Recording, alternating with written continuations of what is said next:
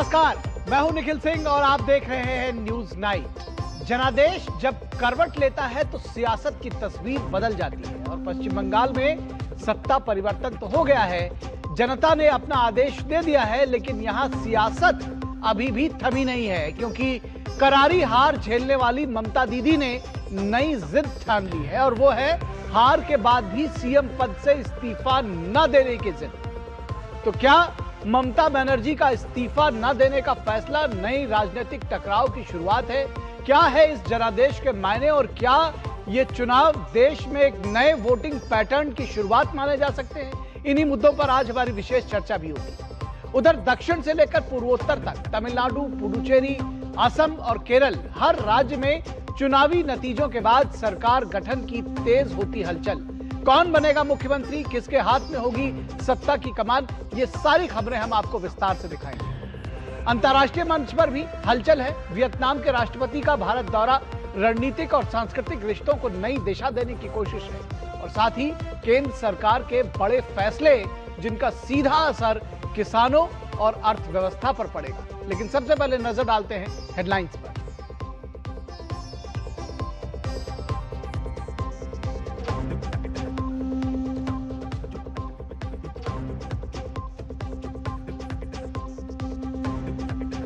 Cabinet की बैठक में किसानों से लेकर टेक्नोलॉजी सेक्टर तक 1,52,702 करोड़ के 10 बड़े फैसलों पर मुहर। 365 रुपए प्रति क्विंटल तय एफआरपी के साथ 5 करोड़ गन्ना किसानों के लिए अहम फैसले को मंजूरी।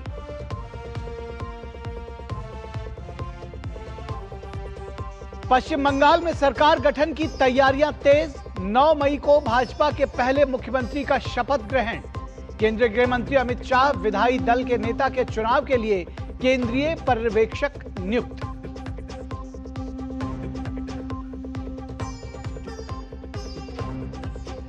इस्तीफा देने से इनकार की जिद के साथ ममता बनर्जी ने भवानीपुर सीट को लेकर लगाए आरोप। चुनाव आयोग ने आरोपों को बताया निराधार।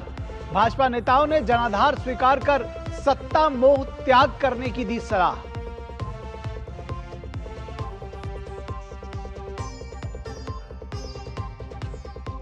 भाजपा ने असम के लिए केंद्रीय मंत्री जेपी नड्डा को किया केंद्रीय पर्यवेक्षक नियुक्त। हरियाणा सीएम नायब सिंह सैनी को बनाया गया सह पर्यवेक्षक। असम में जीत की हैट्रिक के साथ जश्न का माहौल।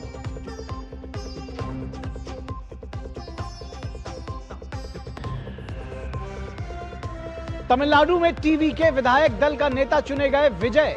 राज्यपाल से किया सरकार बनाने के लिए आमंत्रित करने का अनुरोध।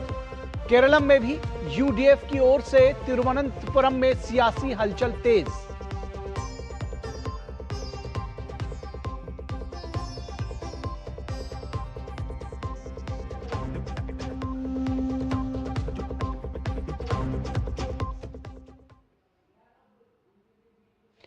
तो सबसे पहले बात चुनावों की। पश्चिम बंगाल की 4 राज्यों के चुनावी नतीजों ने लोकतंत्र का एक बार फिर से साफ संदेश दिया है कि जनादेश से बड़ा कोई नहीं है। पश्चिम बंगाल में इस बार सियासी तस्वीर पूरी तरह से बदल गई है, जहां बीजेपी की प्रचंड जीत ने वर्षों से कायम सत्ता के किले को ध्वस्त कर दिया है। लेकिन करारी हार के बावजूद निवर्तमान मुख्यमंत्री ममता बनर्जी अब नई जिद पर अड़ी हैं और वो है सीएम पद से इस्तीफा न देने की जिद। लोगों की निगाहें अब आगे के पॉलिटिकल ड्रामे के साथ ही पश्चिम बंगाल में बनने जा रही नई सरकार और बीजेपी के पहले मुख्यमंत्री के शपथ ग्रहण पर भी टिकी है। वहीं पश्चिम बंगाल में बीजेपी की एक और सीट पर जीत के साथ ही उसके कुल सीटों की संख्या 207 हो गई है। रिकाउंटिंग में न्यू टाउन सीट पर बीजेपी ने 314 वोटों से जीत दर्ज की है। देखिए यह रिपोर्ट।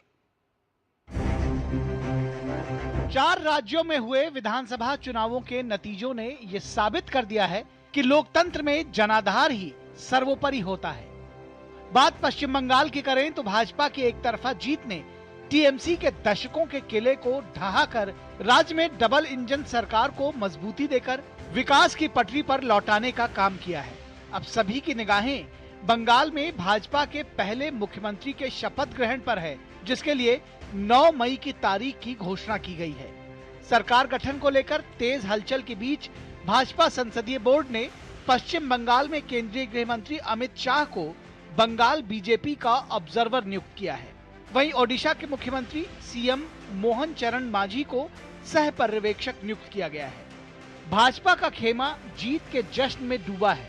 पार्टी नेता इसे पीएम मोदी के नेतृत्व में कार्यकर्ताओं की मेहनत और जनता के समर्थन का परिणाम बताते हैं। ये देश का जीत है, लोकतंत्र मजबूत हो गया है, क्योंकि मोदी जी ने बहुत क्लियर संदेश दे चुका है कि ये पॉलिटिकल वायलेंस बंद होना चाहिए पश्चिम बंगाल में। बहुत अच्छा, इतना बड़ा जीत पश्चिम बंगाल में पूरा नरेंद्र मोदी जी का जीत है, जनता का जीत है। पश्चिम बंगाल विधानसभा चुनाव में भाजपा की जीत के साथ ही तृणमूल कांग्रेस प्रमुख ममता बनर्जी और उनके कई मंत्रियों का चुनाव हारना साफ दिखाता है कि बंगाल के लोगों ने टीएमसी सरकार को सिरे से नकार दिया है।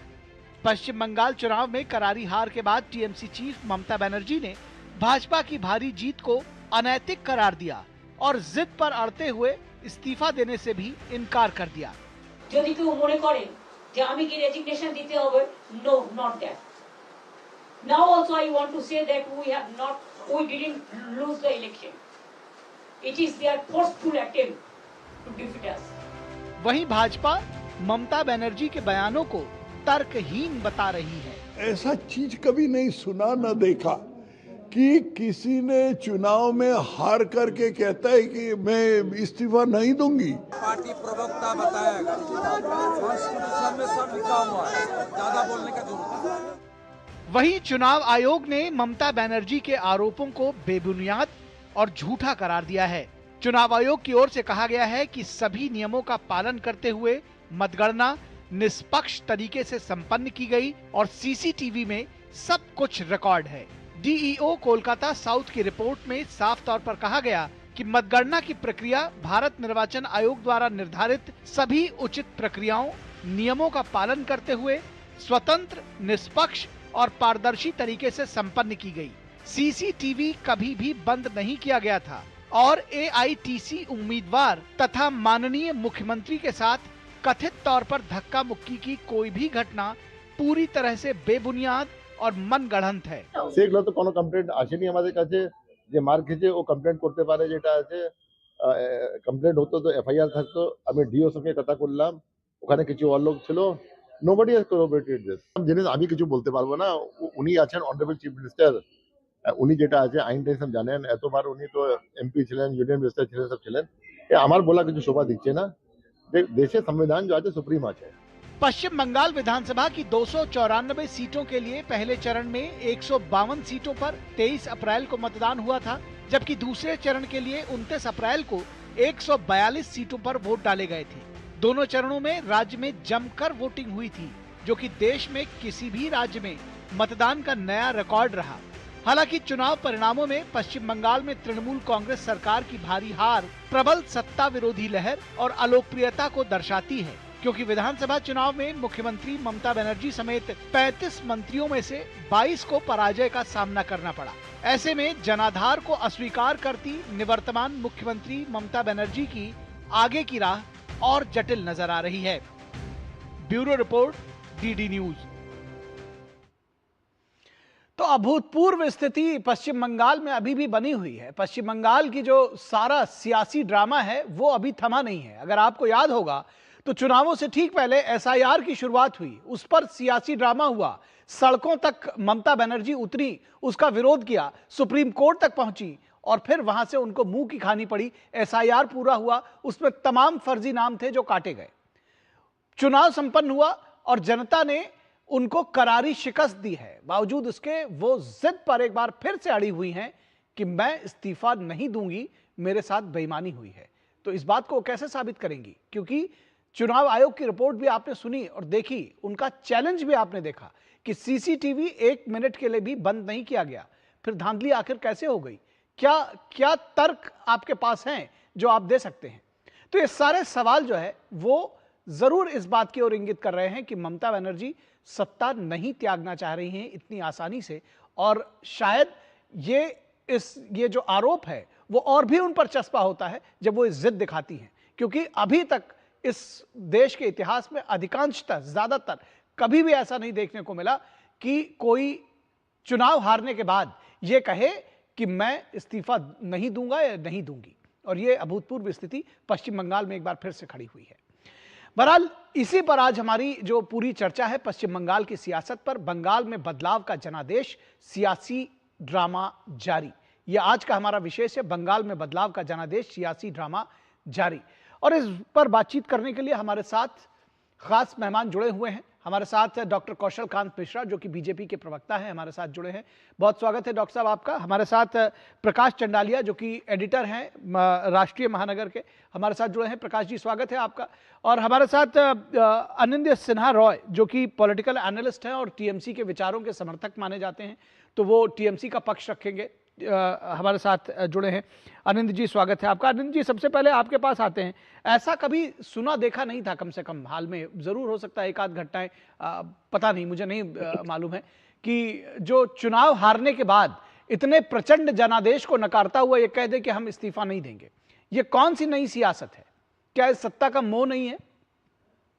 ऐसे कभी हम लोग भी सुना नहीं, सारा देश भी सुना नहीं। जो चुनाव हुआ, पहले होता था, एक चुनाव होता था, एक मान लीजिए भाजपा का साथ टीएमसी, कांग्रेस के साथ भाजपा। इस बार हुआ TMC versus election commission. Bhajpa इसमें था ही नहीं, जो काम कर रहा था तो इलेक्शन कमीशन एसआईआर से लेके कर रहा था। तो चुनाव ऐसे कभी देखा भी नहीं। एक दो चीज ये भी जनता ने कभी देखा नहीं, लॉजिकल डिस्क्रिपेंसी बोल के कुछ चीज होता है। ये क्या चीज है किसी को पता नहीं, जनता वो देखा नहीं। ये भी नहीं देखा 27 लाख लोग जो यहाँ का नागरिक है वो मतदान में भाग नहीं लिया। बहुत कुछ नहीं देखने को मिला। आज ये भी नहीं दिखा, आज बोल रहा है कि ममता बनर्जी जब उधर गए, जो काउंटिंग हो रहा था, उनको धक्का दिया गया। इलेक्शन कमिश्नर बोल रहा है कि नहीं, धक्का नहीं दिया गया। अच्छा ठीक है भाई, तुम तो पहले भी बोलते, जब ममता बनर्जी चीफ इलेक्शन गणेश कुमार के पास गया था तब भी वो उन्होंने मिसबिहेव किया। हम लोग तो आज भी ये कह रहे हैं, सीसीटीवी फुटेज सामने ले आइए, दिखा दीजिए लोगों को ममता बनर्जी झूठ बोल रहा है कि आप झूठ बोल रहे हैं।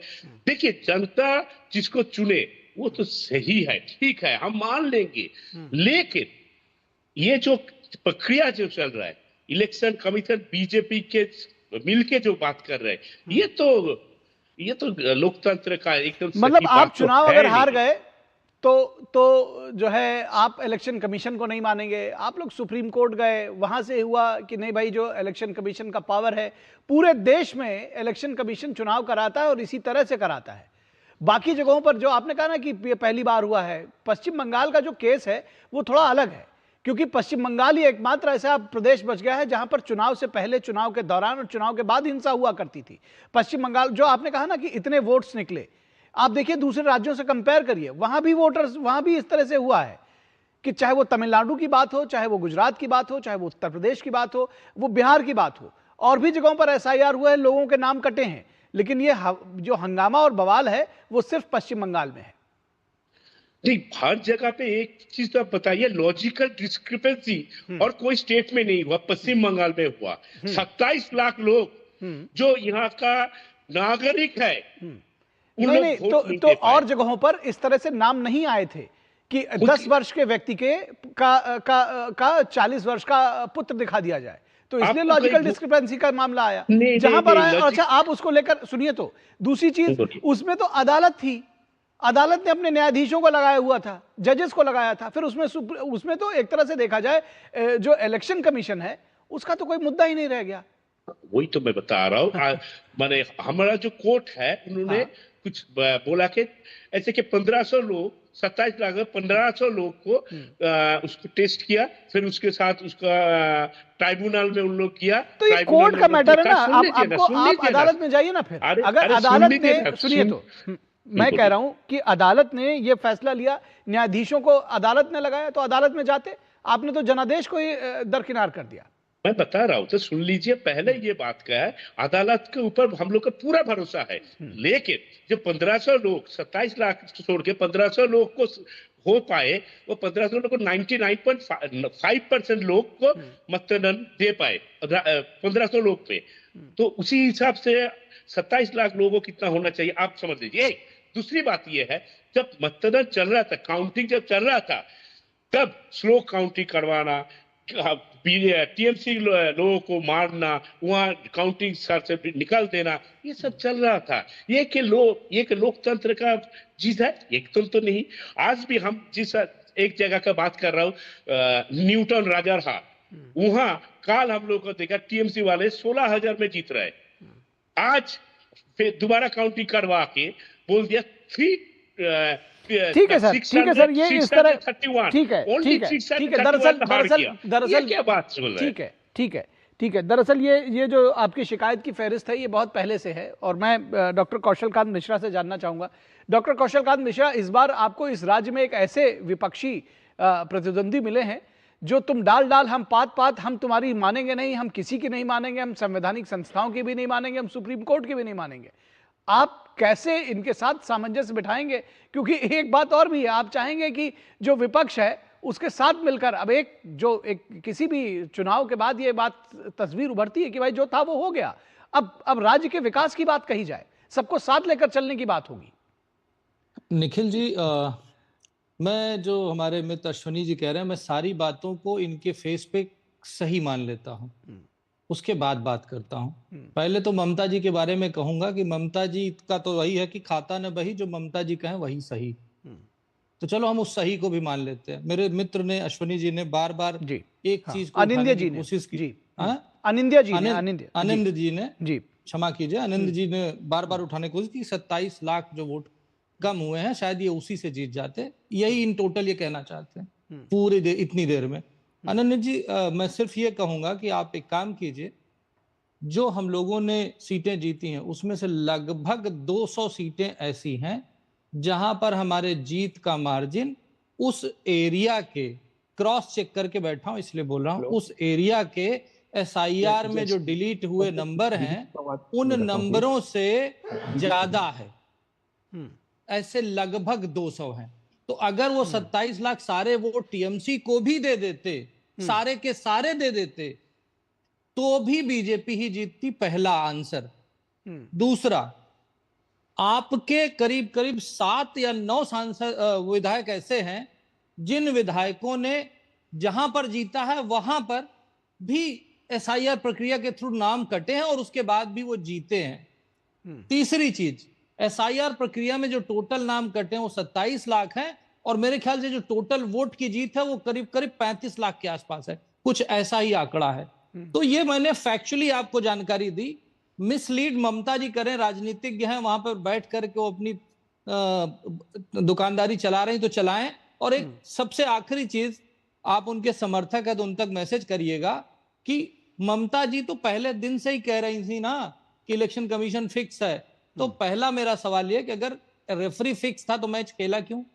आप इलेक्शन का बाइकआउट क्यों नहीं किया? पहला सवाल। दूसरा सवाल, और अगर आपको इतना यकीन है कि मैच पूरा फिक्स है तो जितने विधायकों ने आपको जीता उनको इस्तीफा दिलवा दीजिए।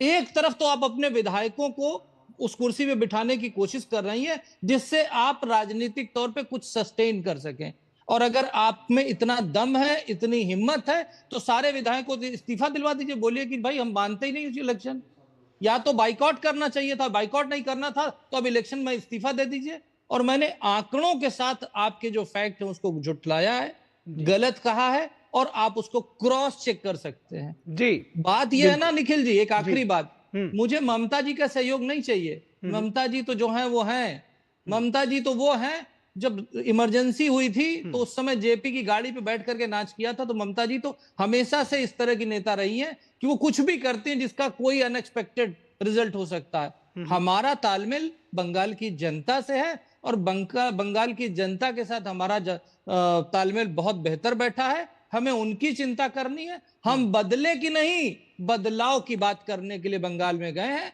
ये लोग बदले की का बात करते थे, इसीलिए प्री इलेक्शन हिंसा, इन द इलेक्शन हिंसा एंड पोस्ट इलेक्शन कितने बीजेपी वर्करों की हत्या की है, ये मेरे दोस्त शायद नहीं जानते हैं। जाकर के बंगाल में दीदी से कंफर्म कर। ठीक है प्रकाश चंडालिया जी, ये जो राजनीति अभी है जिस तरह की, क्या मैसेज देना चाह रही है ममता बनर्जी, या क्या हासिल करना चाह रही है? क्योंकि ये जो अभूतपूर्व स्थिति है कि मैं इस्तीफा नहीं दूंगी, एक तो ये भी समझना चाहेंगे कि अगर ऐसी स्थिति आती है तो क्या होगा आगे? और दूसरी चीज ये कि इसमें क्या मैसेज देना चाहती है वो? ममता बनर्जी के सरकार का कल शाम रात 12 बजे के बाद इनका पतन अपने आप होना है। अंतिम दिन है कल। जो इनकी जो वैधानिक स्थिति है वो कल खत्म हो रही है। देखिए निखिल जी, 15 साल के तानाशाह का एक समापन हुआ है। गणतांत्रिक तरीके से चुनाव संपन्न हुए हैं। पिछले नवंबर महीने से जब से चुनाव आयोग ने 12 राज्यों में एक साथ SIR लागू किया था और सुप्रीम कोर्ट उसकी निगरानी कर रहा था, तब से ममता बनर्जी के होश उड़े हुए। इन्हें पता चल गया था कि इनके पैरों तले जमीन खिसक गई है। आज ममता बनर्जी किस नैतिकता की बात करती हैं जब शाहजहां शेख जैसा इनका जो ये पार्टी का कार्यकर्ता हजारों महिलाओं के साथ बलात्कार कर रहा था और ममता बनर्जी उसको सामाजिक कार्यकर्ता होने का सर्टिफिकेट बांट रही थी, तब इनकी नैतिकता कहां गई थी? जब ये महिलाओं के साथ में आरजीकर हॉस्पिटल के अंदर में डॉक्टर का मर्डर हुआ था, तब ममता बनर्जी की नैतिकता कहां गई थी? 26,000 शिक्षकों की नौकरी आपने खाली, तब आपकी नौकरी कहां गई थी? आपके शिक्षा मंत्री और उसके महिला मित्र के घर में 51 करोड़ रुपए मिलते हैं और 11 किलो सोना बरामद होता है, तब आपकी नैतिकता कहां गई थी? NHRC की टीम बंगाल के कल्याण के लिए यहां पर आकर के केंद्रीय एजेंसियां जब काम करती है और आप उसको भगाते हैं, उनका अपमान करते हैं, तब आपकी नैतिकता कहां गई थी? ईडी आकर के जब यहाँ पे पुलिस ऑफिसर के ऊपर में तब ये जानकारी लेती है, उस पर छापा मारा जाता है, ममता बनर्जी वहां पहुंच जाती है। क्या ये मुख्यमंत्री का काम है? 15 वर्षों तक ममता बनर्जी ने रक्त रंजित राजनीति की है। बंगाल को खून की होली से ममता बनर्जी ने नहलाया है, जिनको 15 साल के बाद में, 15 वर्षों के बाद में इस सरकार का बुरी तरह से पतन हुआ है। और निखिल जी, आज सुबह जब लोग नींद से उठे हैं, उनको ऐसा एहसास हुआ है कि बंगाल ने 50 वर्षों के बाद में शायद स्वाधीनता की पहली किरण देखी होगी। ये जमीन गा रही है, आसमां गा रहा है, साथ मेरे ये सारा जहां गा रहा है। आज कुछ ऐसा एहसास बंगाल की जनता को हो रहा है। इस सरकार को अपदस्थ कर देने के इसने बहुत से मौके दिए हैं। आपको सैल्यूट करना चाहिए भारत के संविधान को, सैल्यूट करना चाहिए सुप्रीम कोर्ट को, और सैल्यूट करना चाहिए माननीय प्रधानमंत्री जी को, जिन्होंने संयम और धैर्य के साथ में इस सरकार की हर बदतमीजी को बर्दाश्त किया है, सारे गैर कानूनी हरकतों को बर्दाश्त किया है। बंगाल की जनता यहां से तौबा कर रही है। एक एक पल भारी हो रहा है। और जब इतने प्रचंड बहुमत से आने वाली सरकार, जिसको पिछले चुनाव में 2021 में निखिल जी 215 सीटें मिली, इतना प्रचंड बहुमत मिला, विकास के बहुत से दरवाजे खोल सकती थी, 1 रुपए का इन्वेस्टमेंट नहीं आया। 2011 में जब ये सरकार आई थी, इसके माथे पर 1,92,000 करोड़ का ऋण भार था, और आज जब ये सरकार जा रही है, बंगाल के माथे पर 8 लाख करोड़ रुपए का ऋण भार है। नौकरी नहीं है, लोग भाग रहे हैं बाहर, और लोग आप सलाह देते हैं कि झालमुड़ी बेच लो, आप बोलते हैं कि घुगनी बेच लो, ऐसे रोजगार मिलेगा। महिलाओं की इज्जत नहीं है सर, मां बहनों की इज्जत खराब करिए। ठीक है सर, रिप्लाई ले लेते हैं अनिल सिन्हा जी। एक तो सबसे बड़ी बात है जो सामने बात आई कि भाई 27 लाख वोटर कटे, उन्होंने डेटा दे दिया कि 35 लाख से ज्यादा वोट तो उनको मार्जिन मिले हैं। 200 से ज्यादा सीटें ऐसी हैं कि अगर आपका SIR वाले वोट जोड़ भी दिए जाए तो भी वहां पर वो जीत जाते। तो आपका तो ये जो आप सारे आरोप है वो तो वहीं पे ध्वस्त हो जाते हैं कि आप चाहे कुछ भी कर लेते लेकिन तब भी चुनाव हारते। तो कम से कम उसको शिरोधार्य कर लीजिए, क्योंकि ये देखिए जनादेश न स्वीकार करना सीधे तौर पर जनता का अपमान है। देखिए बात ये है कि जीत का हार का बात सवाल नहीं है, सवाल ये है चोरी करके जीतना। देखिए अगर जनता, ये कौन तय करेगा, ये कौन तय करेगा कि चोरी करके जीते? मैं बता रहा हूं, इससे पहले बहुत बार ऐसे हुआ कि तृणमूल कांग्रेस हार गया, जनता ने वोट नहीं दिया, ऐसे ठीक है, हम लोग ऑपोजिशन में बैठे रहे। लेकिन इस बार हम लोग क्यों कह रहे हैं कि इस बार तो ये नहीं कर रहा है, ये बीजेपी के साथ तो नहीं चल रहा था, ये तो चल रहा था इलेक्शन कमीशन के बाद। और इलेक्शन कमीशन का बोल रहा कि जब पहले हम लोग का ऐसे करवा दिया तो चीफ इलेक्शन कमीशन के खिलाफ कोई भी कार्रवाई नहीं कर सकते। क्यों भाई? ये नहीं तो आप लोग वही तो फिर सवाल वही आता है, चुनाव क्यों लड़े अगर आपको पहले से पता था? तो अगर चुनाव, हम तो बताया, ममता बनर्जी ने बताया पहले ये 27 लाख लोगों का पहले सब ठीक कर दीजिए, उसके बाद चुनाव कीजिए। ये तो मानने के लिए तैयार नहीं है। एक्चुअली ये लोग, मैं बता रहा, सुन लीजिए, एक्चुअली ये लोग चाहते हैं कि बीजेपी को जितवाए किसी भी तरह।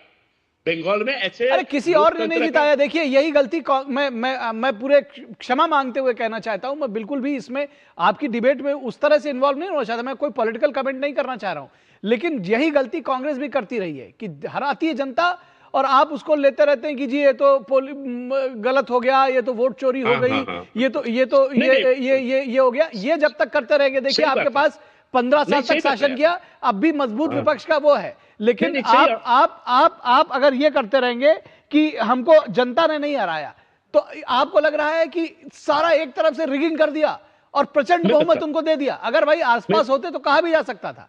और आप जिस तरह की बात कर रहे हैं, उन्होंने एक डेटा दे दिया, कि 35 लाख और 27 लाख माइनस कर लेंगे तो भी वही जीतते।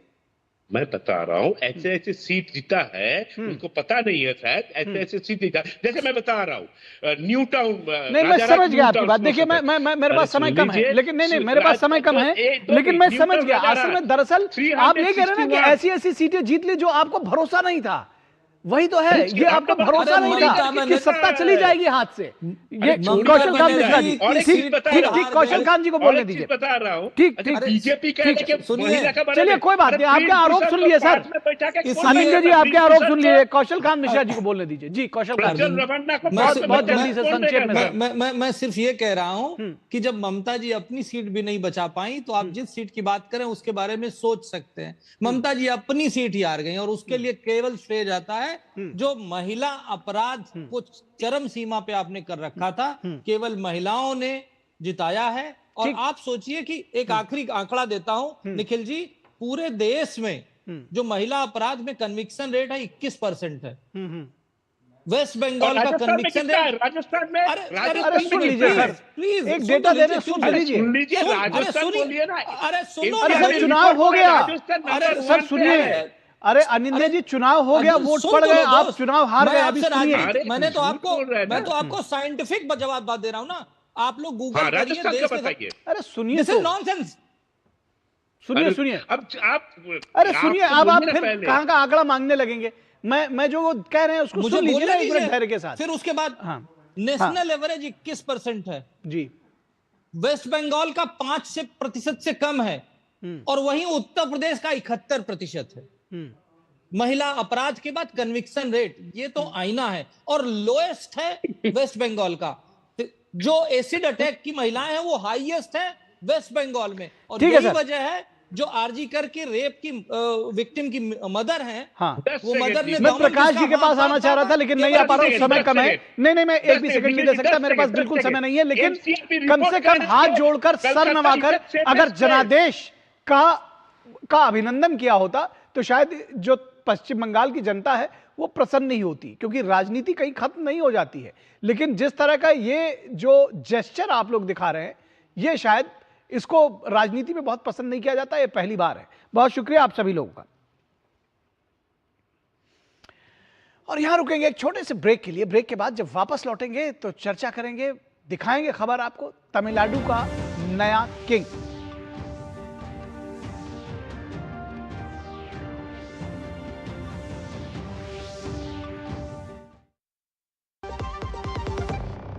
घिसते तोड़ते कुटते गिरते नानी दादी का नाम याद आता है।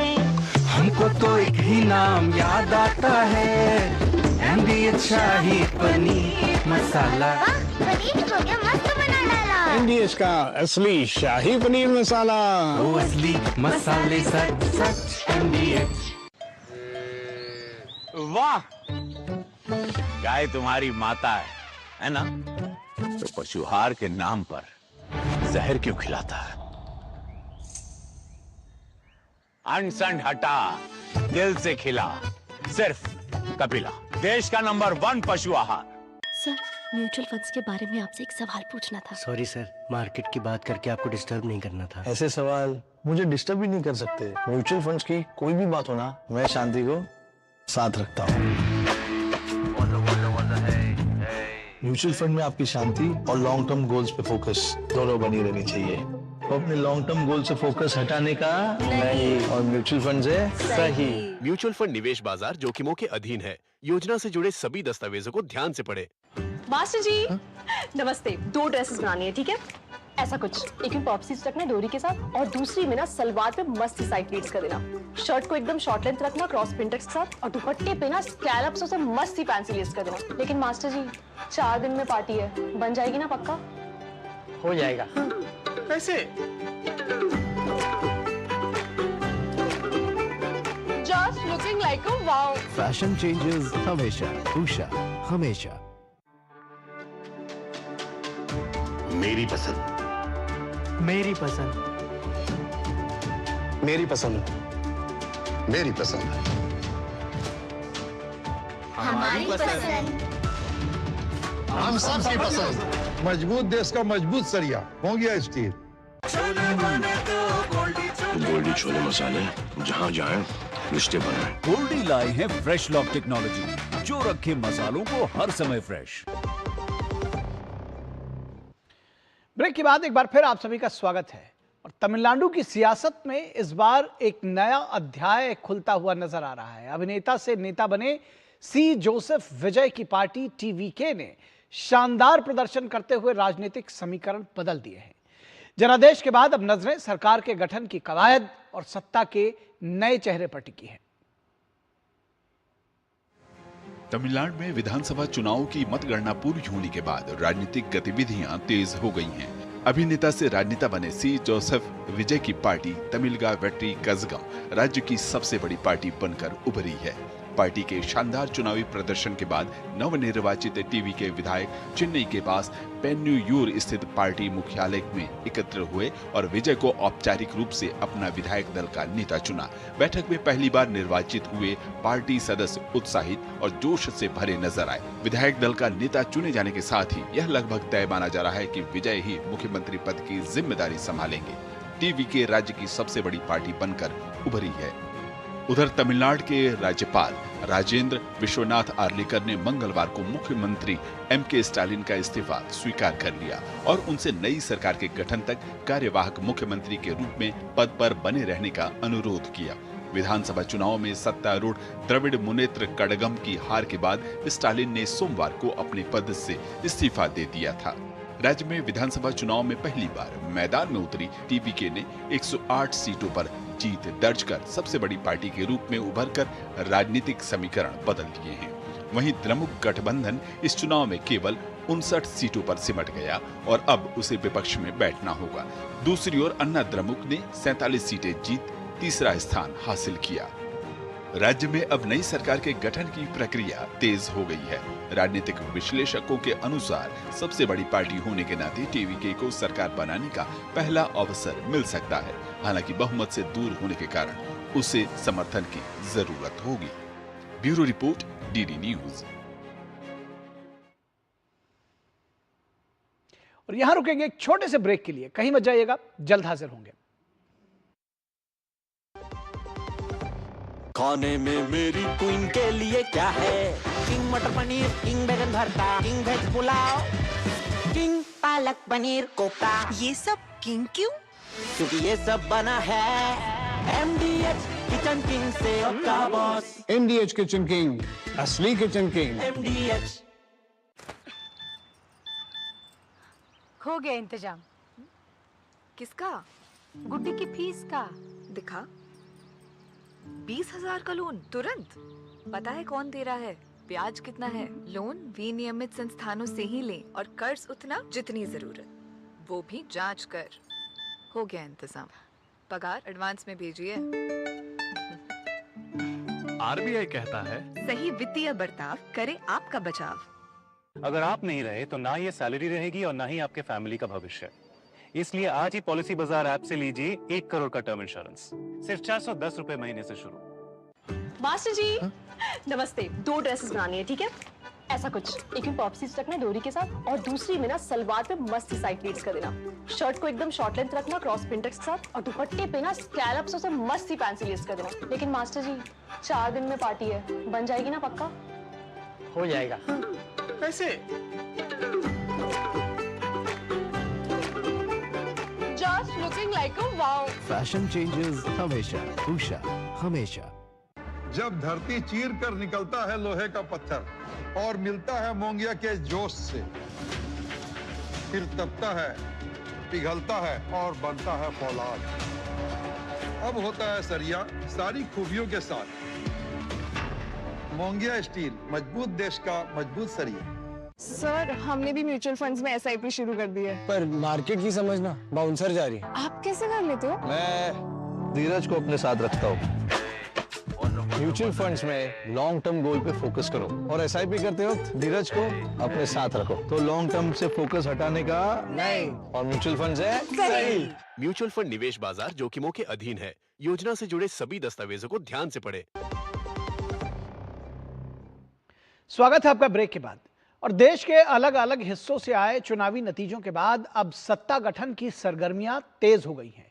पुडुचेरी से लेकर असम और केरल तक जनादेश ने नई राजनीतिक तस्वीर गढ़ दी है।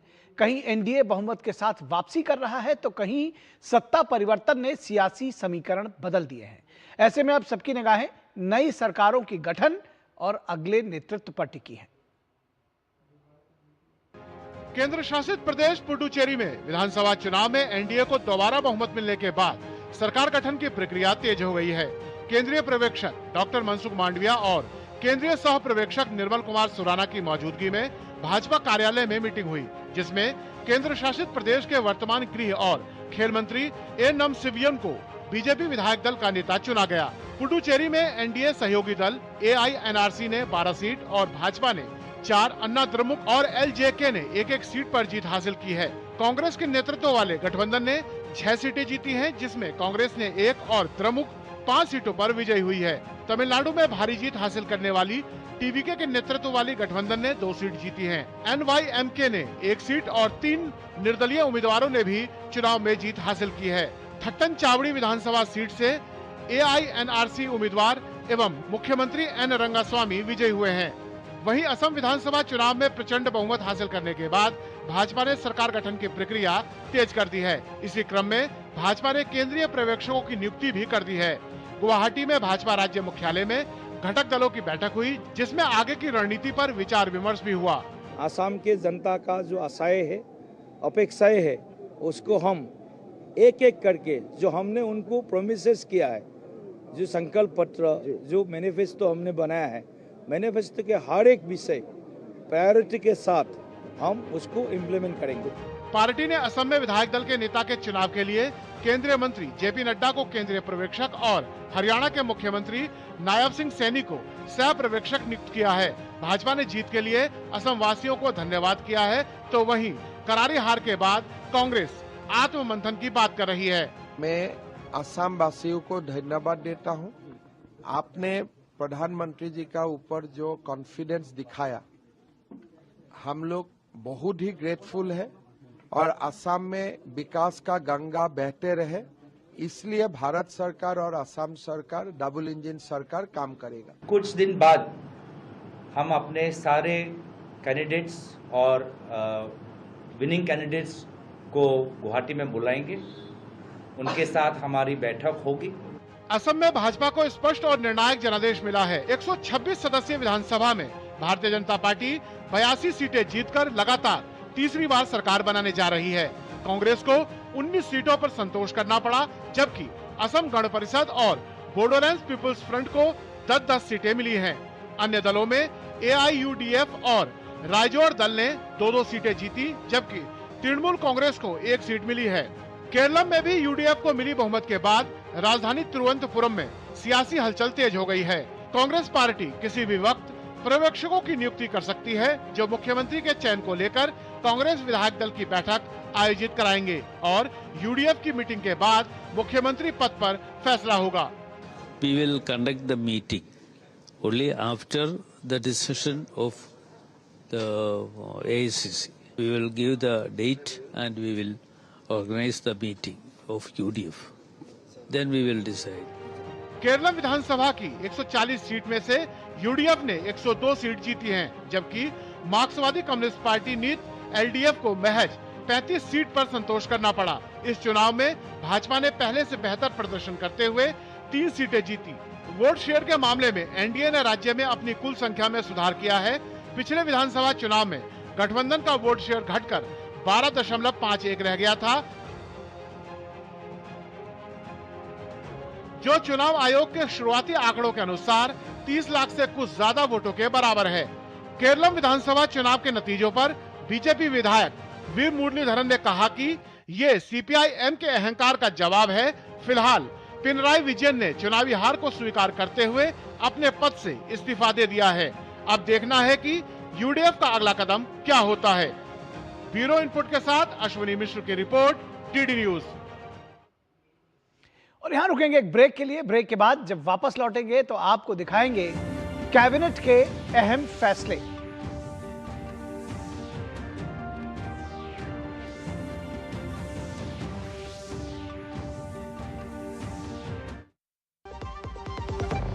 सिप सिप जीरा सिप जीरा सिप MDH का जलजीरा जीरा सिप जीरा सिप जीरा सिप प्यास बुझाए ठंडक लाए सबको भाए जीरा सिप MDH का जलजीरा जीरा सिप जीरा सिप असली रिफ्रेशिंग, असली स्वाद, असली मजा। MDH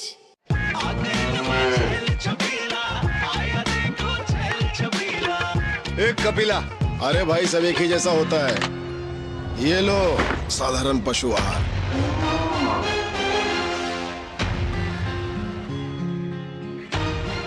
इस देश की हर माँ, बच्चे, बूढ़े, जवान, खिलाड़ी, डॉक्टर, इंजीनियर, सबको गाय भैंस की दूध की शक्ति पर भरोसा है। पर जब इन पशुओं को कपिला पशु आहार मिलेगा, तभी तो दूध सिर्फ ज्यादा ही नहीं, शक्ति से भरपूर भी होगा।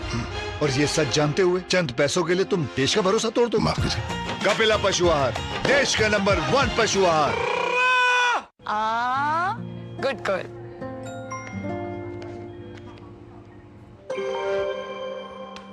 आगे सैलरी अब नहीं झुमके ना, पहले बचत, पहले झुमके।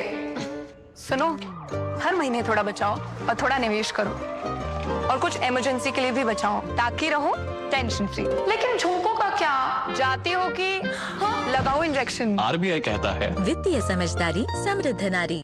मास्टर जी नमस्ते, 2 ड्रेसेस बनानी है, ठीक है? ऐसा कुछ, एक में पॉप्सीज रखना डोरी के साथ और दूसरी में ना सलवार पे मस्त साइड प्लीट्स कर देना। शर्ट को एकदम शॉर्ट लेंथ रखना क्रॉस प्रिंटेक्स के साथ और दुपट्टे पे ना स्कैलप्स से मस्त सी फैंसी लेस कर देना। लेकिन मास्टर जी 4 दिन में पार्टी है, बन जाएगी ना पक्का? हो जाएगा। कैसे? Just looking like a wow. Fashion changes हमेशा, उषा हमेशा।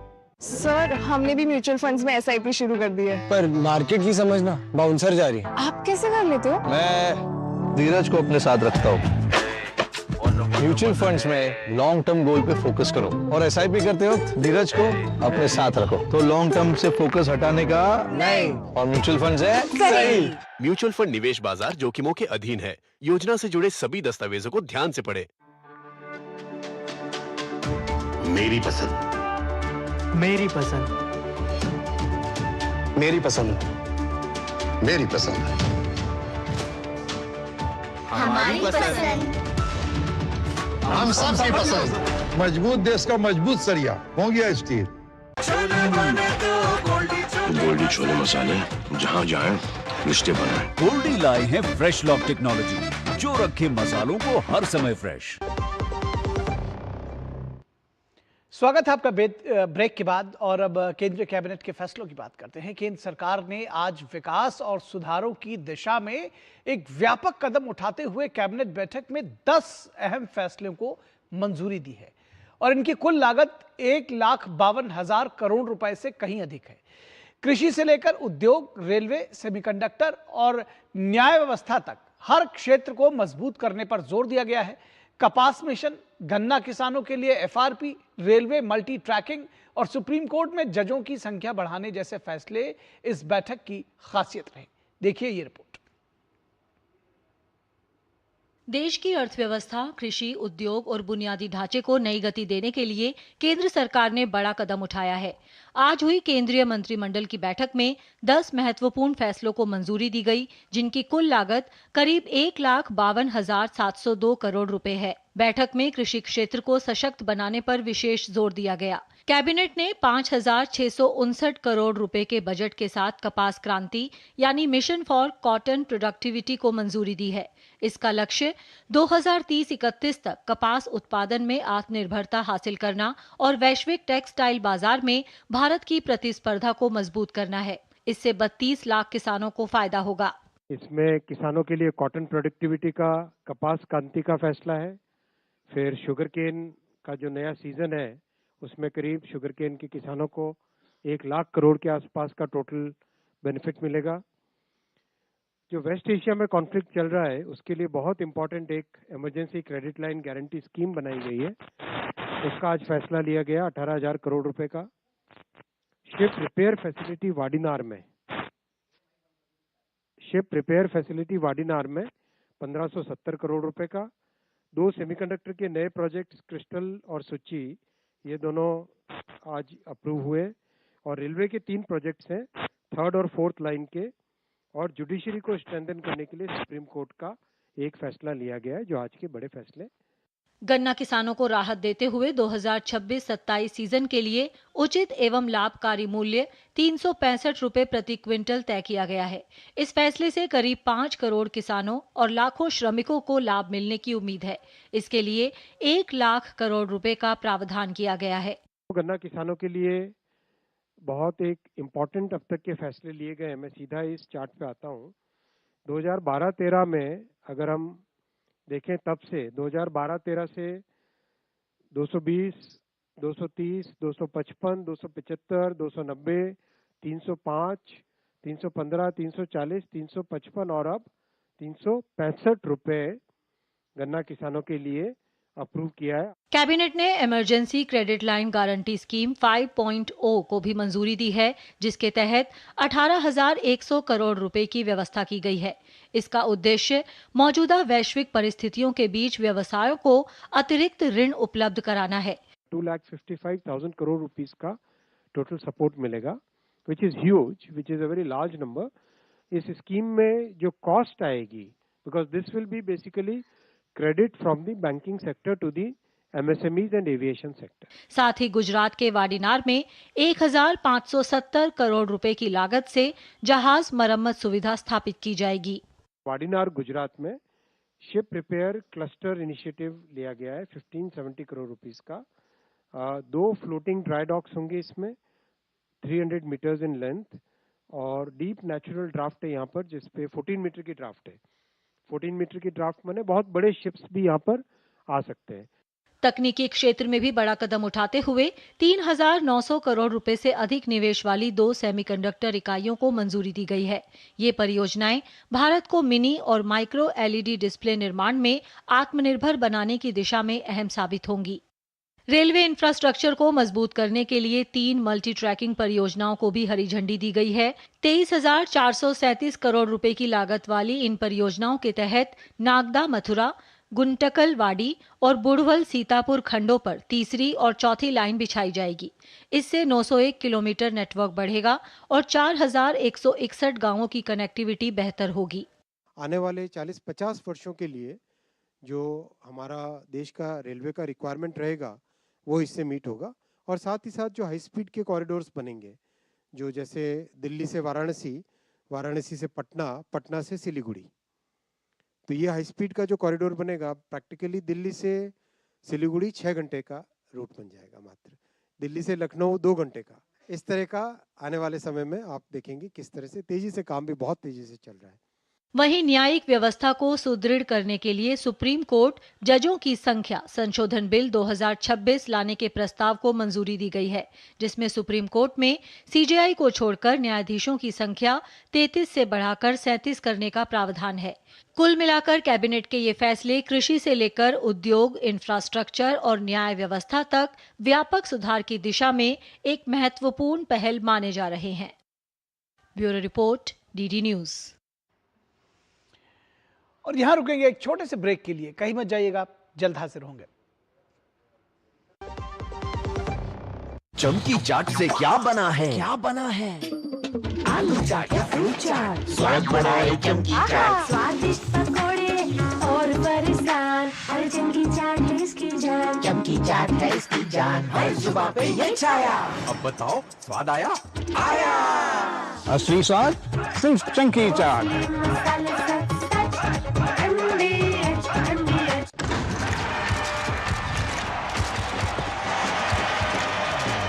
क्रिकेट हो या म्यूचुअल फंड्स, सही फोकस है सबसे जरूरी। आप खुश हैं कि नहीं? मार्केट ट्रेंड के बारे में फ्यूचर शोर को म्यूट करके अपने इन्वेस्टमेंट्स में डटे रहने में ही समझदारी है, क्योंकि म्यूचुअल फंड्स सही है। म्यूचुअल फंड निवेश बाजार जोखिमों के अधीन है। योजना से जुड़े सभी दस्तावेजों को ध्यान से पढ़ें। मास्टर जी नमस्ते, 2 ड्रेसेस बनानी है, ठीक है? ऐसा कुछ एक पॉप सीट्स रखना डोरी के साथ और दूसरी में ना सलवार पे मस्त साइड प्लीट्स कर देना। शर्ट को एकदम शॉर्ट लेंथ रखना क्रॉस प्रिंटेक्स के साथ और दुपट्टे पे ना स्कैलप्स और मस्त ही फैंसी लेस कर देना। लेकिन मास्टर जी 4 दिन में पार्टी है, बन जाएगी ना पक्का? हो जाएगा। कैसे? Just looking like a wow. Fashion changes हमेशा, उषा हमेशा। बीमारी उम्र देखकर नहीं आती, इसलिए हेल्थ इंश्योरेंस बहुत जरूरी है। पॉलिसी बाजार ऐप पर 1 करोड़ का हेल्थ इंश्योरेंस सिर्फ 550 रुपए महीने से शुरू। हर सपना किसी मजबूत नींव पर खड़ा होता है। हर पुल, हर इमारत, हर सफर भारत की प्रगति की डोर है। Steel authority of India limited, जहां विज्ञान सपनों को आकाश देता है, वहां भी है सेल। सेल देश की सुरक्षा का अटूट कवच। जहां स्वास्थ्य और देखभाल की बात हो, वहां भी है सेल। हर घर, हर सपना, हर विजय देश के कण कण में छुपा है। सेल का भरोसा हर किसी की जिंदगी से जुड़ा हुआ है। सेल। गोल्डी छोले मसाले, जहाँ जाए रिश्ते बनाए। गोल्डी लाए हैं फ्रेश लॉक टेक्नोलॉजी, जो रखे मसालों को हर समय फ्रेश। स्वागत है ब्रेक के बाद और न्यूज नाइट के अंतिम पड़ाव पर हम पहुंच गए हैं और आपको एक महत्वपूर्ण खबर के साथ छोड़े जाएंगे। महत्वपूर्ण भी और दिलचस्प भी, रोचक भी। भारत और वियतनाम के रिश्तों में एक नई ऊर्जा और गहराई का दौर शुरू होता हुआ नजर आ रहा है। टो लाम के भारत दौरे ने न केवल रणनीतिक साझेदारी को मजबूती दी है, बल्कि सांस्कृतिक जुड़ाव को भी नई दिशा दी है। बोधगया की पावन धरती से शुरू हुई ये यात्रा अब दिल्ली में उच्च स्तरीय वार्ताओं के साथ अहम पड़ाव पर पहुंचेगी और ऐसे में दोनों देशों के संबंधों को नई ऊंचाइयों तक ले जाने की उम्मीद और प्रबल हो गई है। तो आप देखिए ये विशेष रिपोर्ट और हमें दीजिए इजाजत। नमस्कार। भारत और वियतनाम के बीच गहराते रणनीतिक और सांस्कृतिक संबंधों को नई ऊर्जा देने के उद्देश्य से वियतनाम के राष्ट्रपति टो लाम 3 दिवसीय भारत दौरे पर हैं। अपने दौरे की शुरुआत उन्होंने बिहार के गयाजी से की, जहां उन्होंने विश्व प्रसिद्ध महाबोधि मंदिर में विशेष पूजा अर्चना की। यह वही पावन स्थल है जहां भगवान बुद्ध को ज्ञान की प्राप्ति हुई थी और जो वैश्विक बौद्ध समुदाय के लिए आस्था का केंद्र है। सम्राट चौधरी ने सोशल साइट एक्स पर लिखा कि राष्ट्रपति टो लाम का ऐतिहासिक दौरा भारत वियतनाम के प्रगाढ़ संबंधों को नई ऊंचाइयों तक ले जाएगा। गयाजी से दिल्ली पहुंचने पर गृह राज्य मंत्री नित्यानंद राय ने राष्ट्रपति की अगवानी की। राष्ट्रपति टो लाम के साथ उच्च स्तरीय प्रतिनिधि मंडल भी भारत आया है। बुधवार को राष्ट्रपति भवन में उनका औपचारिक स्वागत होगा, जिसके बाद प्रधानमंत्री नरेंद्र मोदी के साथ द्विपक्षीय वार्ता होगी। वे राष्ट्रपति द्रौपदी मुर्मू से भी मुलाकात करेंगे।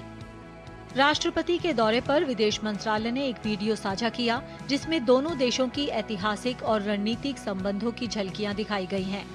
विदेश मंत्रालय ने कहा कि इस वर्ष भारत और वियतनाम अपनी व्यापक रणनीतिक साझेदारी के 10 वर्ष पूरे होने का जश्न मना रहे हैं। यह यात्रा हमारे बहुआयामी और सुदृढ़ द्विपक्षीय संबंधों को और अधिक मजबूत बनाएगी। Bureau report, DD news.